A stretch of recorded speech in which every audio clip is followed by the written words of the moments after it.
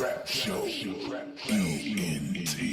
Before I turn 40, I'ma need at least $1 million. I ain't got a lot right now, but got enough to feed my children. Seen the J's hit the dust, them that walk across the ceiling. Got a bomb, hit the block with a bow and made a kill. Let's get it, real street nigga. Shit, I came up off the app, all that faking and that flogging. Round here we call it cash. Trying to put my city on the map, your own city and kill you. I don't speak the damn nigga, even if he look familiar. Hold up. Trap Show Productions. It's not a game.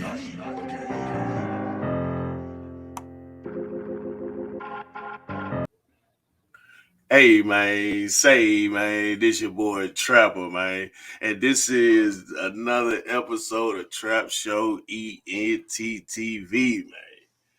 Y'all see who on the motherfucking screen, bro? My motherfucking brother, man. You know what I'm saying? T Foxe, how you feeling, Jack? I'm feeling real good. Yeah, man, all the way down here in the Lou. Like what it do, y'all already know, man. Trap Show in ENT. Got your man T Foxe in the building. Fox is messing up the Trap Show ENT, and he made the tag. Yeah, Trap Show ENT. I'm gonna blame it on this. Hey man, the trees is legal out here, so you know what I'm saying. Right. I'm feeling real good right now. Yep, I done had a couple drinks at the hotel, all that good shit. Y'all know what it is. Man, you enjoying your stay out here though? Oh yeah, man. So far so good. So good. I can't complain.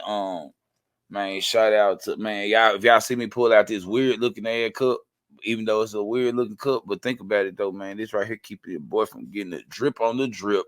Yes, sir. But man, the tropical snow folks, you know what I'm saying? Yes, sir. Yeah, shout out to them, man. Tropical snow. Y'all just got a free credit on my guy. Yes, sir. He the one who put y'all on, so that's the only reason I don't mention it. But yeah, for real though, keeping my whistle wet today. You heard. Yes, but yeah, man, I'm enjoying myself. Got the fam with me. Yeah. Oh yeah, that's what's up. That's what's up. Man, I got the invite, so I had to run down these. You know what I'm saying? Well, run down, ride down, bust a few hundred. You know what I'm saying? Hey man, this is my first, personal interview though, man. I appreciate that though. Oh yeah. You know what I'm saying? This is the first one, man. Y'all better holler at Fox, man. You know what I'm saying? I'm talking about, man, images, videos, man. I'll let you say it. What you got? They call me the go-to guy. You know what I'm saying? I'm known as the industry go-to guy. So I got my background a little bit was DJing originally. I got a nice background in DJing, then I moved on into production. Worked as producing for a good while. And yeah, man, working in production, making tracks, mix, mastering, to eventually graphic design, and then also pass graphics into video. So I guess to fast forward now, I still do a little bit of dabbling with all of the editing, but it's more so behind the scenes, because now it's more so radio and TV. So if you looking to get your stuff played or looking to get it aired, looking to make connections with DJs, artists, all of that kind of stuff, I'm kind of like the industry liaison, or more so like the industry connection, or I guess I could kind of call myself like a bridge of the industry now. Like at one point, like everybody want to get on, and everybody's trying to find the right producer trying to find the right artist. And then after you get to that point, it's like, what do I do next? Man, you've been producing for a long time. Yeah. I mean, well, on the production note, I did it for so long that I had to step my game up. And, like with age, as you get older, you don't want to keep doing the same thing. You want to elevate. Even if you're an artist, you want to elevate. Do you want to still be the same artist forever, or do you want to maximize your greatness? So now it's more so like production. Like I produced a news segment. You know what I'm saying? Yeah, I saw that. Like, yeah. so I produce a news segment, even though I don't work for the news. Get what I'm saying? So, like, I produce a whole lot of TV shows and a whole lot of radio shows for radio stations, and I'm not talking internet radio. I'm talking about your regular acoustic FM station. You know, I've been blessed. You know what I'm saying? You had something rolling on that station right at one time, right? Yep. Bumping 96.3. The radio imagery there, a lot of it was done by me. A lot of the programming, like, it's done by me, even though I'm not the program director. But like, far as putting together the streamlines, like everything that you might hear on the radio show, you know what I'm saying? Yeah. Sometimes when you all hearing the radio and people think it's live, it's not really live. It's more so program radio, where they got a producer like me that's getting all of the songs and they putting it in a playlist, and then they got all of the tags from the DJ, whatever commercials, and whatever live snips they want to put in. You know what I'm saying? Yeah. Not only, man, you doing, with the music side of the game, man, you also doing car shows. Am I right? Hemis, just strictly Hemis, right? Yeah. Well, now we kind of not just sold on Hemis, and it's like, not like I'm necessarily throwing the car shows, but I'm working in management positions with different people that sponsored by these car owners or so. Like, you got Dodge. So Dodge been a big sponsor to a lot of what we do. But at the same time, a lot of what we do have built the Mopar culture. Unfortunately, you got some people that's not really treating the culture the way it was built. But at the same time, yeah, I help kind of spill over into that world too. So the cars became a big part of culturally what I do a little bit. Okay. Y'all got anything coming up this spring or summer? Man, I can tell you this. Y'all be on the lookout. Well, my guy CJ on 32s, who is not too far from here. He out of Joliet, Illinois. But they kind of like falling back off of the car show scene a little bit. Okay. And then shout out to my guy Hemi like 44, who is out of Dallas, Texas. I'm pretty sure we can look out for a lot of different stuff coming up with Hemi Life. Also, man, you got a catering company, man. Where they can find you out of? With the catering, TNTcateringmemphis.com. That's the words TANDT cateringmemphis.com. We are known as the good food people. Not just because we call the food good, but because, like, we don't ask for ratings. I know a lot of businesses ask their guests to go on and give them a review and all that. We don't even ask for reviews, but food speak for itself. Yep. Like, you can go in there, I guarantee you, if you go and find a business that got all 5 stars and it be something that's not embellished, then, you know what I'm saying, let me know about that business. I want to go there. Well, check us out. Look at the reviews. They all real. You can check our clientele list. It's, our list is good. You know what I mean? I get to cook for some real nice clients. Penny Hardaway, yeah. Oh, okay. So shout out to Penny and the Memphis Tigers. Like, I done some stuff for some of the Grizzlies. So Memphis Grizz, NBA. St. Louis, the Cardinals. Matter of fact, yeah. So I done some work with them. They tried to get me, like, to cook, like, basically be on as their chef cooking for. I can't devote that kind of time to somebody and guarantee them what they want like that. Like, we got, shout out to them. Shout out for that opportunity they called you for that. Oh yeah, you get what I'm saying? Because you can, so I always double back. Just call them like, hey man, I'm available to move around, like, you know what I'm saying? And then, hey man, yeah. And then, like, shout out to my wife, man, Lexi.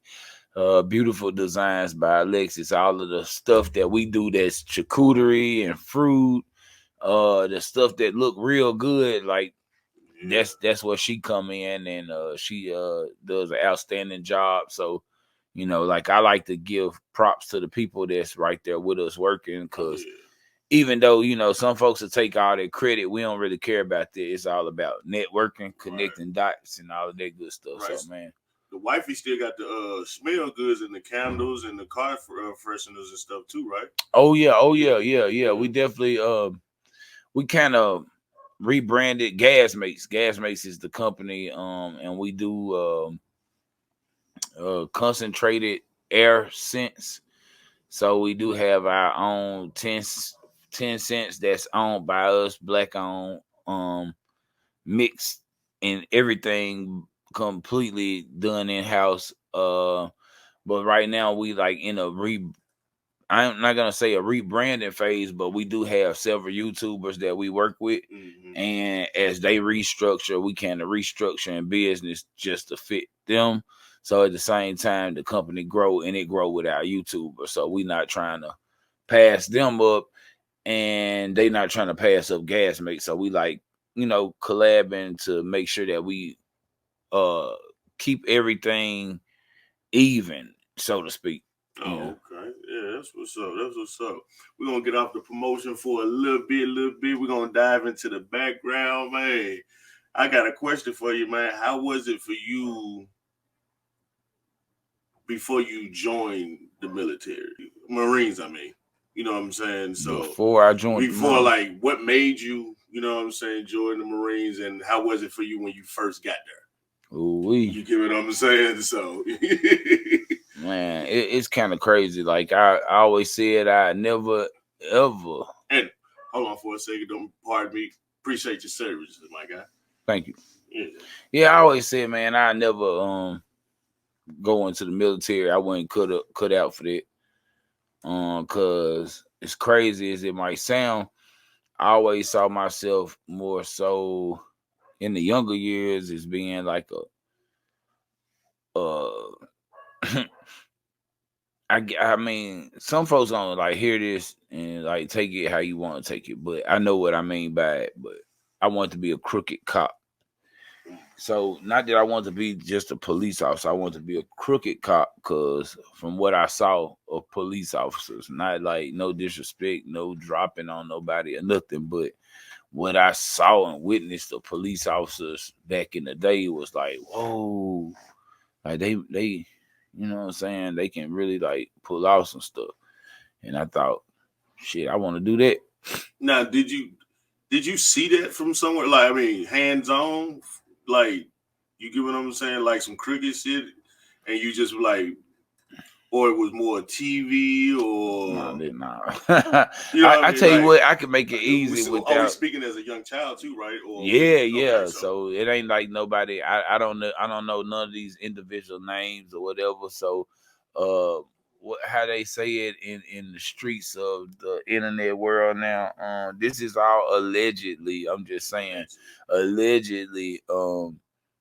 I saw a man in a uniform come in with a couple big bags, and he went to the bag. Something was exchanged. When he left out, he didn't have the bags, but I knew that man was in a uniform, and I was like, damn. Like, I was smart enough to understand who that was. Right. Yeah. And I'm like, damn, that's the police. But like, I know at the same time I understood where I was at and who I was with and how they move, you feel me? So it was like 2 and 2 together. I'm like, oh, this what they doing. Okay. Like, like, I don't know how you could be attracted to that, but me being attracted to that was like the younger years. But so I ain't had no intentions to be in the military, Marine Corps, none of that. Now, was this in Memphis? Or was this somewhere else? Yeah, it was in Memphis. Oh, okay. I want to say where it was You like at you ain't gotta because say- we ain't that gotta might say- that might put two, We, you know. we ain't got to do none of Yeah, that. but yeah, I just yeah. want to know what's this because Oh, I know yeah. you spent time in Georgia. Yeah. You Oh, know what yeah. I mean, and you know what I mean, stuff like that. Georgia where I turned up at. But Yeah, Memphis where I learned the game and I saw a lot. Those individuals, they made their life, you know what I'm saying? So you was like, hey, one of them, I gotta go to the.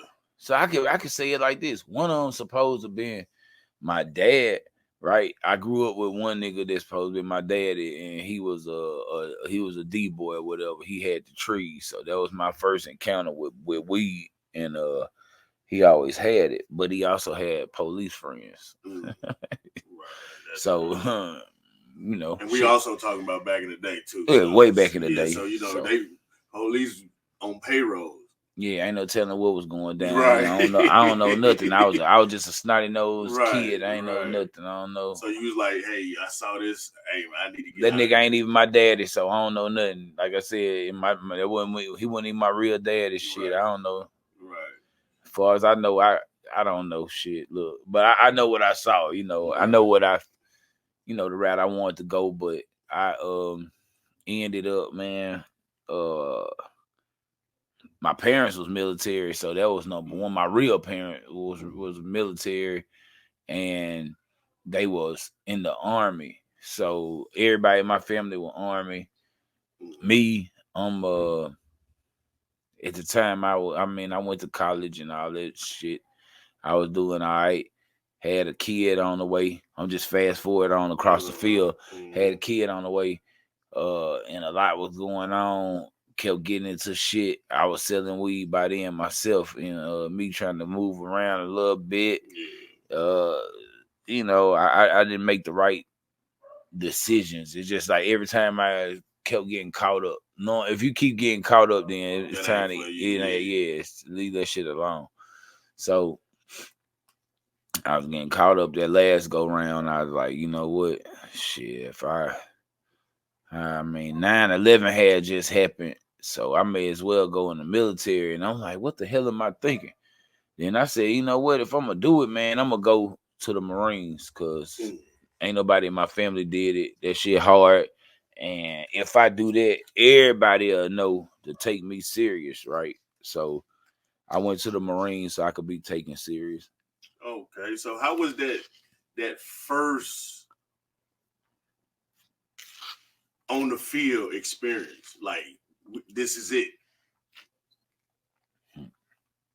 How adrenaline, you know what I'm saying, pumping hard or real nervous? You mean the training phase or like Iraq phase? Doing real shit. Like the real deal, like that first one. Man, to be honest, like the first day, I never forget shit. I was about to I was on the bird on my way to Iraq, and shit, I ain't had not a moment that I was scared or nervous or none of that shit. I mean, like, man, believe it or not, the pilot let me fly in the cockpit of a 757 jumbo jet on the way to Iraq. A 757 can handle about 400 passengers. And I flew in the cockpit. Like, you got the pilot, you got the first sergeant, and normally you'll have a pilot. They might have a co-pilot and a first sergeant on a plane that big, but they was only flying with two of them. And they allowed me to fly in like co-pilot seat, you know what I'm saying? So I had this appreciation for while I'm watching the plane descend, and we up 35,000 feet in the air, and as it starts to descend, I don't see no green, no grass, no trees. Well, then you start to see a few trees, but you could barely see them because everything's so gray or whatever. But it's the sand, and it's so sandy. Like, man, I was like, damn, it looked like the biggest beach I ever seen in my life. That's the first thought I had. Was this joint look like a big ass beach or either a nigga on Mars? Right. Cause all this damn sand, like, you know what I'm saying, it was crazy, but it was like unique. And then I just felt oddly connected. You know what I'm saying? Like shit, like something greater. That first day, right off the rip. Right off the rip. Right off the rip, as we descending, I'm like, damn. Well, I guess you gotta be like that because you going in the war, man. Your head gotta be on swivel. You know what I'm saying? Everything, man. So nah. I'm in the Marines. We in kill mode from day one. That's all. That's what I'm saying. We like, had trained in kill mode, right? Off of the plane, or... But instead, I'm coming down and I'm like, I'm looking out the cockpit of the plane, and I can look back and see these scared ass faces. Oh, okay. Man, them motherfuckers scared as hell, like on that bird, until I started talking to them. I got their ass pumped up before we hit the ground though. Cause usually the pilot gonna come on and speak to you. Oh, okay. But instead they got to hear me say, "Thanks for flying Air Foxe. I hope you never been scared in your life. But if you are, you know, I ain't never scared." Like my boy Bone Crusher said. Right. And they was all like, "Oh, yeah, the plane went crazy and we damn landed and I got high when I got there." So it was like when y'all wasn't, training and nothing like that, it was a lot of partying out there? Hell yeah. I had DJ equipment and shit. We shipped our own shit. So okay. We had boxing ring, man. A lot of parties. So is it like do you get mad at some of the army movies, military movies, for all the bullshit? You know what I'm saying? Is it some of that accurate? I can't speak on past wars. But I'm talking about okay. But when it come down to anything that relate to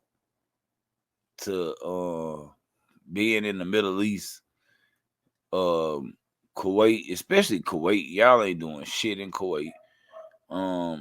Iraq, they ain't really doing shit in Iraq either. Afghanistan, they ain't halfway doing shit over there either. But if you are in those places, then perhaps you might get to see something. So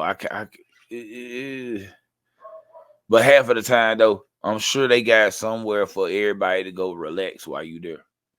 Like they gonna have that.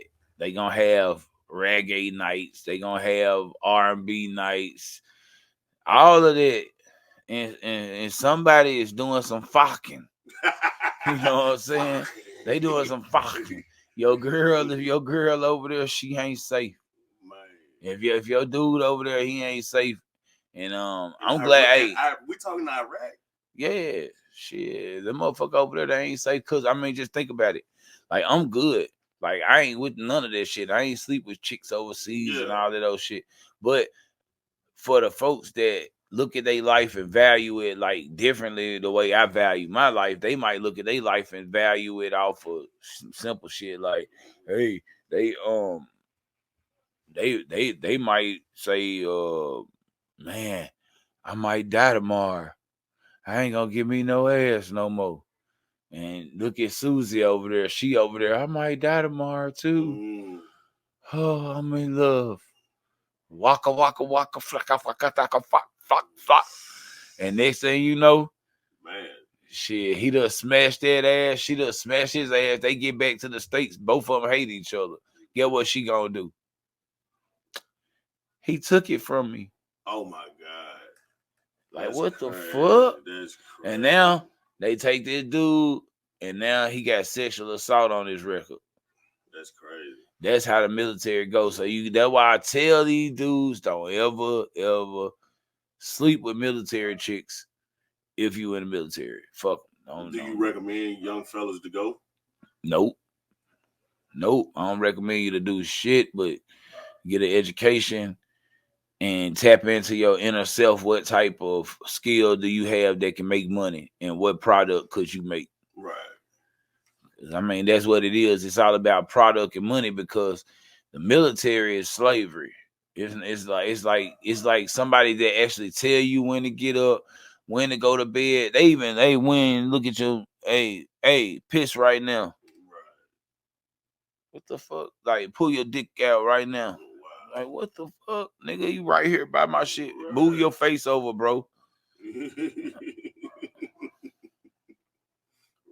You know what I'm saying? Like who that shit weird.